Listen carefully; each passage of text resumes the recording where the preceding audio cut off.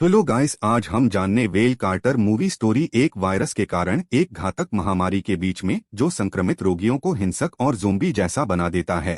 DMZ से उत्पन्न होता है, जिसने पहले ही संयुक्त राज्य और उत्तर कोरिया को तबाह कर दिया है। एक आदमी एक मोटल में खून से लथपथ बिस्तर में जागता है। सियोल में कमरा, उसके सिर के पीछे एक क्रॉस के आकार का निशान। वह सशस्त्र सीआईए एजेंटों द्वारा घुसपैठ किया जाता है, जो उसे डॉ जंग ब्यूंगहो के ठिकाने के बारे में पूछने की धमकी देते हैं।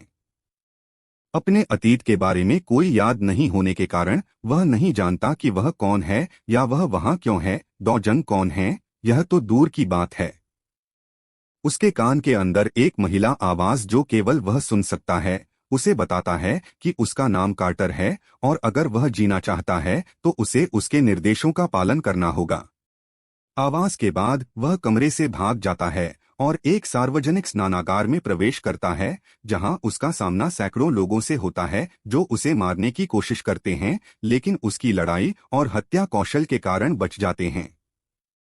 एनआईएस एजेंटों की एक वैन के अंदर महिला की आवाज से पता चलता है कि वह हान जंग ही है, जो उत्तर कोरिया की लेबर पार्टी के लिए काम करती है, जो दक्षिण कोरिया के साथ वायरस का इलाज बनाने के लिए काम कर रही है। डॉक्टर जंग ब्यूंगहो, जिन्होंने अपनी संक्रमित बेटी हाना को सफलतापूर्वक ठीक किया, उससे एक एंटीबॉडी पर आधारित परियोजना का नेतृत्व करते हैं।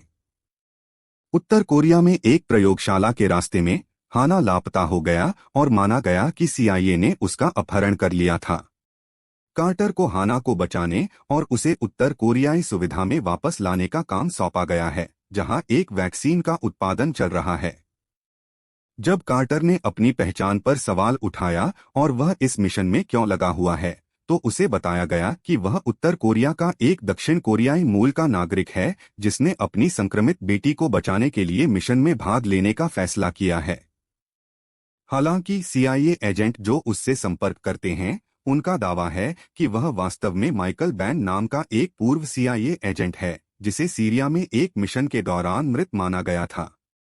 फिर भी कार्टर कई थकाऊ आदान प्रदानों के बाद हाना के साथ उत्तर पहुंचने का प्रबंधन करता है, जहां वे हान जंगही और उसके श्रेष्ठ उत्तर कोरियाई जनरल किम जोंग ह्योक से मिलते हैं। जब वह अपने मिशन को पूरा करने और अपनी यादों को वापस पाने के किनारे पर होता है, तो उसे और जंगही को जनरल किम के नेतृत्व में उत्तर कोरियाई सैन्य तख्तापलट द्वारा धोखा दिया जाता है।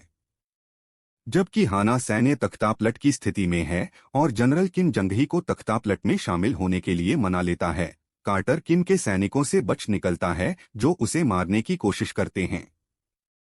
कार्टर जनरल किम और जंगही का पीछा एक बायोमेडिकल सुविधा के लिए करता है, जहां हाना रहता है, अपने पिता डॉ जंग के साथ पुनर्मिलन करता है। कार्टर को पता चलता है कि जंगही उसकी पत्नी है और किम को गोली मार देता है, जो जंगही को बंदूक से धमकाता है। उसी सुविधा में वे अपनी संक्रमित बेटी यूही से मिलते हैं, जो हिंसक व्यवहार करती है और बीमारी को जंगही तक पहुंचाती है। डॉ जंग ने यूही को एक मारक का इंजेक्शन लगाया जो उसे अस्थायी रूप से बेहोश कर देता है। संक्रमित रोगियों और किम के सैनिकों से लड़ने के बाद वे एक जीप पर सुविधा से भाग जाते हैं। 5 कार्टर, जंगही, यूही, डॉक्टर जंग और हाना चीन सरकार द्वारा संचालित ट्रेन पकड़ने के लिए प्रस्थान करते हैं, संक्रमित लोगों को चीन के डांडोंग ले जाते हैं।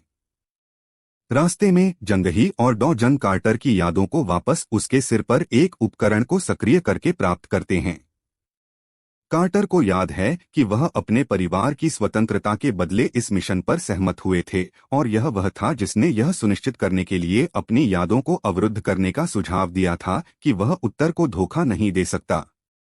उत्तर कोरियाई तख्तापलट के साथ लगातार पीछा करने और लड़ाई के बीच पांचों अंततः चीनी जहाज पर चढ़ने का प्रबंधन करते हैं। यूं ही जाग गया, जाहिर तौर पर बीमारी से ठीक हो गया। हालांकि अंत में जैसे ही ट्रेन एक पुल को पार कर रही होती है, पुल फट जाता है, जिससे ट्रेन का सिर गिर जाता है।